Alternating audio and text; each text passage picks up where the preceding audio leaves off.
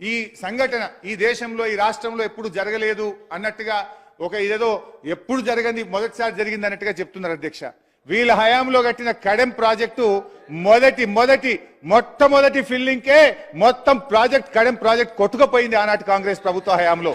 ఒకసారి కాదు అధ్యక్ష, 2 సార్లు కడెం ప్రాజెక్ట్ కొట్టుకుపోయింది అధ్యక్ష. దేవాదుల లిఫ్ట్ ఇరిగేషన్ స్టార్ట్ చేస్తే ఇగో పైపులు పటాకుల్లాగా పేలిపోయి దేవాదుల పైపులు ఆనాటి కాంగ్రెస్ ప్రభుత్వ హయాంలో నీళ్ళన్నీ పొలాలలోకి వెళ్లి రైతులకు ఎంత నష్టం జరిగిందో చెప్తున్నా అధ్యక్ష. ఆనాడు వైఎస్ రాజశేఖర రెడ్డి గారు ముఖ్యమంత్రిగా ఉన్నప్పుడు పంజాగుట్టలో కడుతున్నటువంటి ఫ్లైఓవర్ అది కట్టక ముందే కడుతుండగానే ఆ ఫ్లైఓవర్ కూలిపోయి చాలా మంది చనిపోయినటువంటి విషయాన్ని మీ ద్వారా గుర్తు చేస్తా ఉన్నా.